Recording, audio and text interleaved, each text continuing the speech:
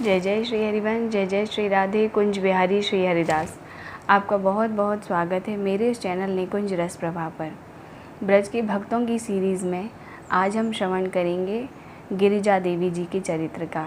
जी हाँ, ब्रज के भक्तों में हमारी माताओं ने भी कोई कमबाजी नहीं मारी है। इतने प्यारे प्यारे, इतने सुंदर सुंदर चरित्र हैं कि मैं आपको क्या बताऊँ। मैं अगर अपना पर्सनली अनुभव आप सबसे शेयर करूँ ना, तो सबसे ज़्यादा मुझे अपनी इन मैयाओं के चरित्र मुझे सबसे अच्छे लगे हैं ब्रज के भक्तों में। तो आज मैं आपको गिरिजा देवी के बारे में बताने वाली हूँ। जब ब्रज गोपिकाओं में श्री कृष्ण का प्रेम स्वतः सिद्ध था, उन्होंने जब श्री कृष्ण को कभी देखा भी नहीं था, उनके विषय में कुछ सुना भी नहीं था, तब भी उनका हृदय श्री कृष्ण प्रेम से भरा हुआ था। जब श्री कृष्ण ने अवतार नहीं लिया था, तब भी गोपियों का हृदय श्री कृष्ण प्रेम से लबालब भरा हुआ था। उज्ज्वल नीलमणि में उनके स्वतः सिद्ध श्री कृष्ण प्रेम का एक उदाहरण देते हुए श्री रूप गोस्वामी जी ने ललिता के प्रति राधा की एक उक्ति का उल्लेख किया है। राधा कहती हैं सबसे कि हे सखी, राधा कहती हैं ललिता से कि हे सखी, जिसे मैंने कभी देखा नहीं, जिसके विषय में मैंने कभी सुना नहीं, जिसके समान त्रिजगत में कोई भी नहीं है, मेरे मन में जिसको पाने की कभी ऐसी लालसा भी नहीं जागी, ऐसे एक घनश्यामल पीताम्बरधारी व्यक्ति को रमण रूप में इसी कोष्ठ में वर्ण करने के लिए मेरा मन न जाने क्यों इतना व्याकुल हो रहा है। श्री जी ने इस बात को ललिता सखी से कहा। तो प्रकट लीला में श्री कृष्ण की इन नित्य कांताओं की इस प्रकार के नित्य सिद्ध श्री कृष्ण प्रेम से जीव कोटि के किसी व्यक्ति के प्रेम की तुलना करना, किसी व्यक्ति के कृष्ण प्रेम की तुलना करना उचित नहीं है। पर यदि हम बिहार के आरा जिले के अंतर्गत जमीरा के क्षेत्रीय जमींदार श्री मृत्युंजय प्रसाद सिंह जी की पत्नी श्री गिरिजा देवी के प्रेम संबंध में कहा जाए तो उनमें इसका कुछ आभास तो था, तो अत्युक्ति न होगी इस बात की। ये कोई बड़ी बात नहीं है कि उनके अंदर श्री कृष्ण प्रेम वैसा ही था जैसे गोपियों के अंदर था। वे एक बहुत बड़े ज़मींदार की बहुत प्यारी पत्नी थी। ज़मींदार उनको बहुत प्रेम करते थे। उनके दो बड़े सुंदर सुंदर लड़के थे, वे उनकी माँ थीं, और वो बड़ी भाग्यशाली और दो बड़ी भाग्यशाली लड़कियाँ भी थीं उनकी, जो अच्छे घरों में ब्याह दी गईं। उनकी सेवा के लिए अनेक नौकरानियाँ लगी थीं, जो उनको गिरिजा देवी को एक पीने का गिलास तक भी नहीं उठाने देती थी। वे जमीरा की रानी कहलाती थी। उस जगह की वो रानी महारानी कहलाया करती थी। धन संपत्ति, सुहाग, मान, मर्यादा, संतान, स्वास्थ्य, जो एक औरत कामना करती है एक अच्छे सुखी जीवन के लिए, वो सब था गिरिजा देवी के पास। फिर भी उनका संसार में मन नहीं लगता था। वो उदासीन रहती थी। वो जानती थी कि सांसारिक सुख संपत्ति, पति, पुत्र सब ये अस्थाई हैं, स्थायी कुछ भी नहीं है इनमें से, ये सब एक दिन नष्ट हो जाएगा। उनके प्राण किसी अदृश्य अज्ञात पुरुष की ओर खिंचे चले जाते थे, जो परम सुंदर, परम सत्य, सुखमय और प्रेममय है, और जिससे उनका जन्म जन्म का संबंध है। अंदर ही अंदर उन्हें उस पुरुष की भूख थी। उनकी याद में उनका प्रेम समुद्र कभी कभार हृदय से बाहर भी बहने लग जाता था। उनके नेत्रों में सदा आंसू रहते थे। बीच बीच में वे बड़ी लंबी श्वासें लेकर अपने आंतरिक वेदना को हल्का करने की कोशिश किया करती थी। अक्सर एकांत में छिप छिप कर फूट फूट कर रोया करती थी। गिरिजा देवी का बड़ा लड़का जब 18 वर्ष का हुआ तो उसकी मृत्यु हो गई। कुछ दिन के बाद ही दूसरा लड़का भी चल बसा। देखिए ठाकुर जी की कृपा। अब आप सब तो कहेंगे कि कितना बुरा हुआ, पहला बेटा मर गया, फिर उसके बाद दूसरा बेटा मर गया, पर भक्तों के लिए ये एक ठाकुर जी की कृपा होती है। जी हाँ, भक्त के जीवन में ये कृपा के ही चिन्ह हैं कि पूरा परिवार धीरे धीरे बिल्कुल नष्ट हो जाए। एक ही वर्ष में 2 पुत्र खो देने के कारण उनकी संसार में जो थोड़ी बहुत आसक्ति थी वो भी चली गई। उनकी चित्तवृत्ति अब अंतर्मुखी हो गई थी। उन्हें खाने पहनने की भी सुध नहीं रहती थी। नौकरानियाँ खाना खिलाती तो खा लेती, कपड़े पहना देती तो पहन लेती, स्नान कराती तो कर लेती, पर ऐसा लगता था कि जैसे हर क्रिया उनके बिना जाने यंत्रवत हो रही है। उन्हें किसी भी चीज़ का कुछ होश ही नहीं था, और वे अंतर जगत के किसी कुंज निकुंज वनों और वीथियों में खोई रहती थी हमेशा। उनकी अवस्था देख के उनके पति मृत्युंजय प्रसाद सिंह को बड़ी चिंता हुई। उन्होंने अपने कुलगुरु से ये बात कही। कुलगुरु ने गिरिजा जी को श्रीमद् भागवत का पाठ सुनाना प्रारंभ किया। पाठ सुनते सुनते उन्हें ये ज्ञात हो गया कि वो अज्ञात और अदृष्ट पुरुष और कोई नहीं है जिसके लिए वे सदा रोया करती हैं, वो श्री कृष्ण ही हैं। उनकी अनन्य निष्ठा और भक्ति का उदय वहीं से हो गया। एक दिन पाठ सुनते सुनते उन्हें श्री कृष्ण के दर्शन हुए और वो मूर्छित होकर गिर गईं। श्री कृष्ण के दर्शन के बाद अब उन्हें श्रीधाम वृंदावन जाने की रट लग गई। उनका मन छटपटाने लगा वहाँ जाने के लिए। अब मृत्युंजय प्रसाद के पास एक और संकट उत्पन्न हो गया। यदि गिरिजा वृंदावन के दर्शन मात्र जाना चाहती है तो कोई बात नहीं है, पर वहाँ जाकर श्री कृष्ण को अपना तन मन अर्पण करना सदा के लिए, ये कैसे हो सकता है। इस प्रकार की सुख सुविधा के जिस परिवेश में वो जमीरा में महल में रहती थी, क्या ये सब वृंदावन में उपलब्ध हो पाएगा। फिर कुल गौरव और मान मर्यादा का क्या होगा, लोग क्या कहेंगे। इसी और वो कभी आज तक पर्दे से बाहर भी नहीं निकली थी।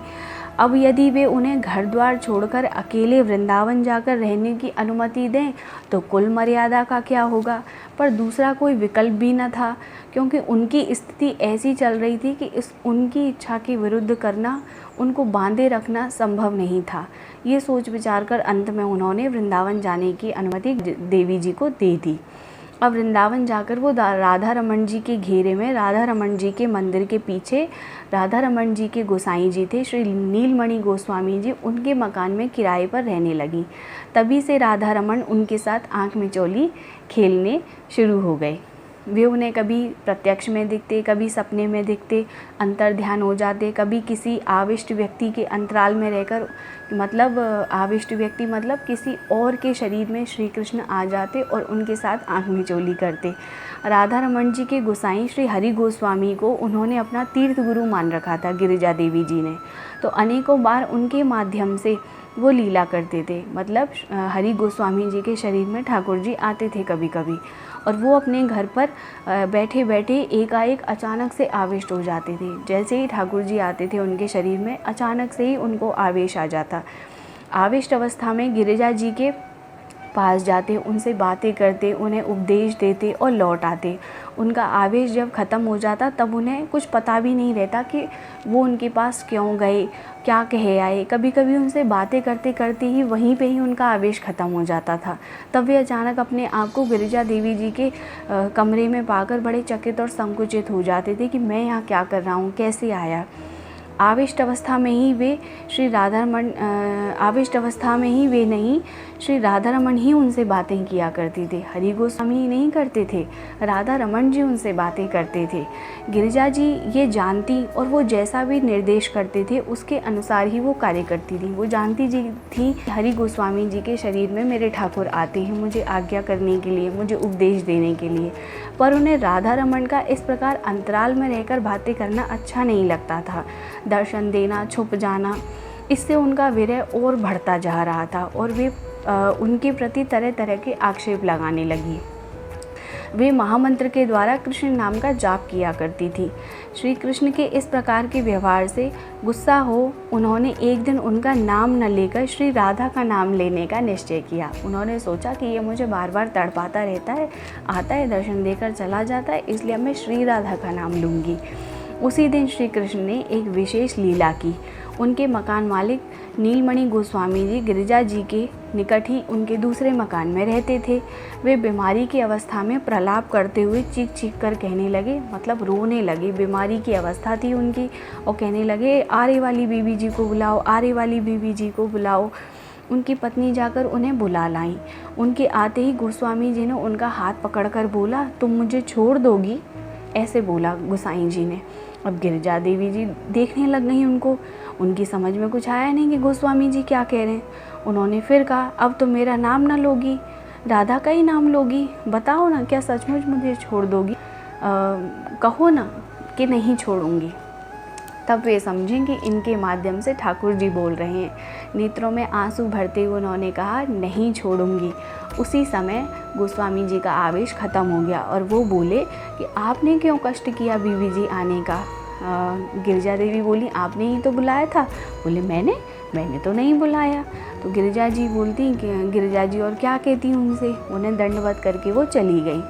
गिरिजा जी अपने भाव को गुप्त रखती। उन्हें देख किसी के लिए ये अनुमान लगाना बड़ा मुश्किल था कि वो एक परम भक्तिमती महिला हैं, क्योंकि आपको जानकर हैरानी होगी कि गिरिजा देवी हुक्का पीती थी।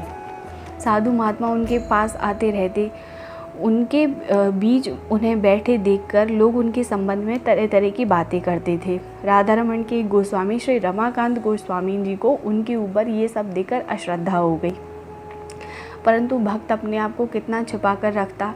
यदि भगवान स्वयं उसकी महिमा प्रकट करना चाहें तो भक्त का प्रकाश होने से कोई नहीं रोक सकता। एक बार राधा रमन जी के मंदिर में रमाकांत गोस्वामी जी की सेवा चल रही और वो किसी मथुरा चले गए। सेवा कार्य किसी और गोस्वामी के हाथ में सौंप दी उन्होंने और मथुरा से रात को 12 बजे लौटे। उन्होंने देखा कि गिरिजा जी और कुछ अन्य गोस्वामीगण उनके आने की प्रतीक्षा कर रहे हैं उनके दरवाजे पे। उन्हें देखते ही गोस्वामी जी बोले कि आपकी और सारी गोस्वामीगण बोले कि आज आपकी सेवा में कोई त्रुटि हो गई है। बोले, त्रुटि? कैसी त्रुटि? बोले, श्री जी की सेवा में शयन के समय पानी का करुआ नहीं रखा गया। अब क्या, ऐसा तो नहीं होना चाहिए। आपको कैसे पता कि श्री जी की सेवा में करुआ नहीं रखा? उन गोसाई जी ने बोला। तो बोले, श्री जी ने इन बीबी जी से जाकर इस बात की शिकायत करी है। बोले, क्यों बीबी जी? रमाकांत ने गिरिजा जी से बड़े विस्मय से और संदेह भाव से ये प्रश्न पूछा। उन्होंने कहा, हाँ महाराज, उन्होंने मुझसे कहा है कि मैं बहुत प्यासी हूँ। अब रमाकांत जी को फिर भी विश्वास नहीं हुआ। उन्होंने कहा, ये कहीं हुक्का गुड़गुड़ाने वाली, पुरुषों के बीच बैठने वाली महिला को श्री जी बोलेंगी कि मेरे पास पानी का करुआ नहीं रखा, मुझे प्यास लगी है। इतनी कब से निकट हो गई है श्री जी के कि उससे अपने दुख दर्द की बातें कहने लग गई। पर वे इस बात को टाल भी नहीं सकते थे, क्योंकि पहले भी ऐसी एक बार घटना घट चुकी थी जब राधा रमन जी ने तटिया स्थान के महंत श्री ललित किशोरी जी से जाकर ऐसी प्रकार की पहले एक बार शिकायत की थी। उन्होंने उसी समय स्नान करके मंदिर में प्रवेश किया तो देखा कि सचमुच श्री जी के पानी का करुआ नहीं रखा गया है। अब एक बार क्या हुआ कि नीलमणि गोस्वामी के मन में बात आई कि गिरिजा देवी को बहुत दिन हो गए हैं इस मकान में रहते रहते, तो अब किसी प्रकार उन्हें उनसे मकान खाली कराकर अधिक किराए के लिए बोलना चाहिए। अब राधा रमन जी को ये बात अच्छी नहीं लगी। उन्होंने ऐसी लीला रची उसी दिन कि कुछ देर के लिए उनका अपना ही पूरा परिवार घर से बाहर निकल गया। वो एक दिन घर के सभी लोगों को लेकर कहीं बाहर गए थे, घर का ताला बंद कर गए। अब लौट कर आए तो ताली पास में होते हुए भी ताला नहीं खुला। बहुत देर हो गई, गली में खड़े खड़े ताले से जूझते पर ताला नहीं खुला। कुछ देर बाद दूसरे लोगों ने ताला खोलने का प्रयास किया, वो भी असफल रहे। ताला न खुलने के कारण किसी के समझ में ही नहीं आ रहा कि ये हो क्या रहा है, सब असफल रहे। अब गिरिजा जी मकान के नीचे कमरे में, रामपुर वाली गिरिजा जी के मकान में एक नीचे वाले कमरे में एक रामपुर की एक भक्त महिला रहती थी। उन्होंने राधा रमन जी की इच्छा से प्रेरित हो जी के प्रति नीलमणि का अपराध हुआ है, उन्होंने ये बात कही अचानक से। अब यदि नीलमणि जी उनसे ताला खोलने को कहें तो ताला खुल जाएगा। उन्होंने नीलमणि जी से ये बात कही। अब नीलमणि जी ने मन ही मन सोचा कि बात तो ठीक कह रही है, मैंने आज ही उससे घर खाली कराने की बात सोची और मुझे दंड स्वरूप में राधा रमन जी ने ये फल दे दिया मेरे अपराध का। वे मन ही मन गिरिजा के प्रति अपने आप को अपराधी मानने लगे और श्री जी से क्षमा प्रार्थना करने लगे। उनसे चलकर ताला खोलने का प्रयास करने की प्रार्थना की गोसाई जी ने। उन्होंने हंसकर कहा कि जब आप लोग ही कोशिश करके हार गए तो भला मुझसे ये ताला कैसे खुलेगा। अब गोसाई जी बोले कि आप एक बार कोशिश तो करिए। अब वो गईं, उन्होंने उसी ताली से वो ताले में लगाकर ताला खोल दिया। अब गिरिजा जी को स्वयं इस बात पर आश्चर्य हुआ और वो समझ गई कि ये भी कोई मेरे प्यारे राधा रमन की लीला है। कभी कभी गिरिजा जी श्री राधा रमन के सानिध्य में इस प्रकार का अनुभव होता कि उसका कोई चिन्ह उनके वस्त्र पर रह जाता। एक बार उनकी साड़ी में ऐसी दिव्य गंध समा गई कि बहुत दिनों तक वो उस साड़ी के कपड़े में बनी रही। अर्धबाह्य अवस्था में उसी को पहने हुए मंदिर के दर्शन करने गई। उनकी वो सुगंध पाकर गोस्वामी जी ने कहा कि माता जी, बुढ़ापे में इतना बढ़िया इत्र सोचिए कितनी लज्जा आई होगी गिरिजा देवी जी को। अब माता जी क्या कहती, शर्मा कर चुप रहीं। इस प्रकार की घटनाओं से उन्हें लगता कि वे जितना अपने भाव को गुप्त रखना चाहती हैं, राधा रमन उतना ही उन्हें बाहर प्रकाशित करने पर तुले रहते थे।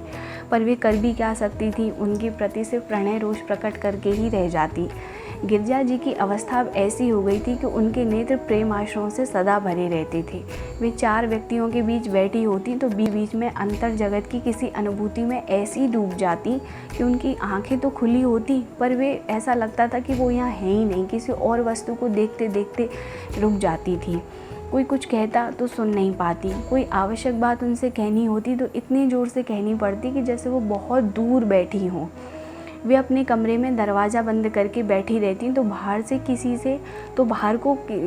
किसी न किसी को ऐसा लगता जैसे अंदर किसी के बात करने की आवाज़ आ रही है। कभी नूपुर की ध्वनि सुनाई पड़ती, कभी कमरे के भीतर से बड़ी दिव्य सुगंध आती तो सारे घर में वो सुगंध फैल जाती। एक बार गिरिजा जी रमन रीति में गौरांगदास बाबा के दर्शन करने गई। भक्तजन उन्हें घेरे बैठे थे, भगवत चर्चा चल रही। वे जब दर्शन करके लौटी तो जहाँ वे बैठी थी वहाँ की रज बाबा ने लेकर अपने माथे पर चढ़ा ली। सोचिए, एक विरक्त महात्मा ने एक बेचारी सीधी सादी परम भक्ता मैया की चरण रज अपने माथे पर लगाई। उन्हें ऐसा करते देख के लोगों को बड़ा आश्चर्य हुआ। तो किसी ने पूछ लिया, बाबा आपने ऐसा क्यों किया? उन्होंने उत्तर दिया कि मैंने वही किया जो उद्धव, नारद, ब्रह्मा करते आए हैं, जो स्वयं श्री कृष्ण करते आए हैं। वो कोई साधारण स्त्री नहीं थी, वो तो साक्षात गोपी है, गोपी। कुछ दिनों बाद मृत्युंजय प्रसाद सिंह का देह इस संसार को छोड़कर चला गया। गिरिजा जी को जमीरा जाना पड़ा। जमीरा का कार्य देखने के लिए वहाँ कोई भी नहीं बचा था, इसलिए उन्हें वहीं रहना पड़ा। जमींदारी की देखभाल तो वे नाम मात्र का करती, सारा काम तो उनके कर्मचारी करते। स्वयं एक दो घंटे छोड़कर हर समय राधा रमन की सेवा, पूजा, नाम जप और स्मरण में लगी रहती। पर वृंदावन छोड़कर सदा के लिए जमीरा में बसना उनको ये नहीं भा रहा था। वे राधा रमन करने लगी कि वे उन्हें नित्यधाम वृंदावन में फिर से बुला लें, जहाँ से वे फिर कभी न लौटें। उसी समय जमीरा में एक महात्मा पधारे। उन्होंने बड़ा यज्ञ करना चाहा। गिरिजा पर उन्होंने इस बात का सारा भार डाल दिया। 2 महीने तक एक विराट यज्ञ हुआ। जमीरा में ऐसा यज्ञ पहले कभी नहीं हुआ था।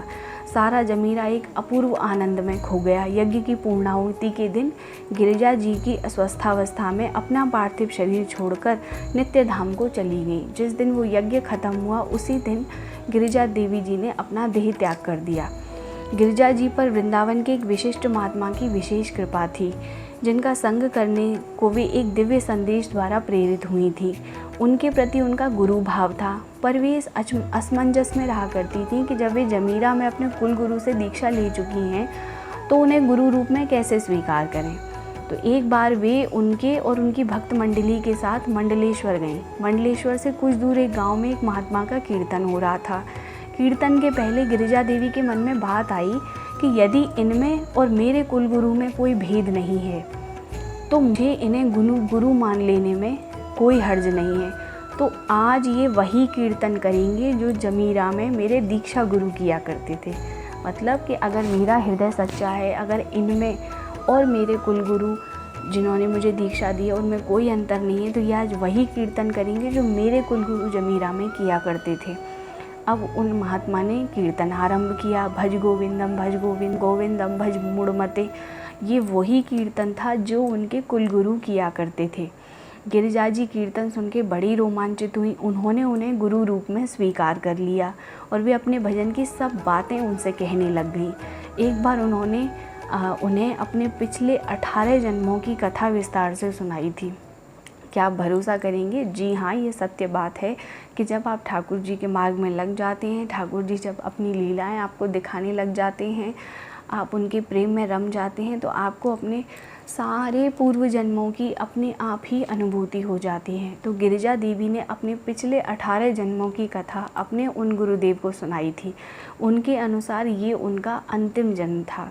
गिरिजा देवी को ये बात ठाकुर जी ने बता दी थी कि ये उनका अंतिम जन्म है। तो उन्होंने अपने गुरुदेव से भी ये बात कही थी कि ये उनका अंतिम जन्म है। देखिए कैसी श्री जी की कृपा कि कब किस पर हो जाए। कहाँ बिहार के आरा जिले में रहने वाली एक साधारण सी महिला जिस पर ठाकुर जी रीझ गए, राधा रमन जी रीझ गए और उन पर अपनी कृपा का ऐसा सागर उड़ेल दिया।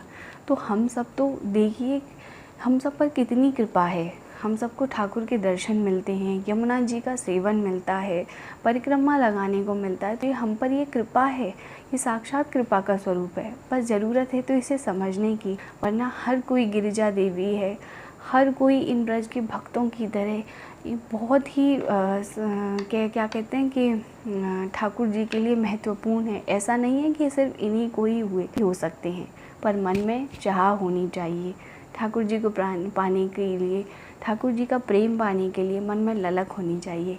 इसी के साथ मैं अपनी वाणी को विराम देती हूँ। सदा भजन करते रहिए, खुश रहिए, घर में रहिए, स्वस्थ रहिए। जय जय श्री हरिवंश, जय जय श्री राधे कुंज बिहारी श्री हरिदास।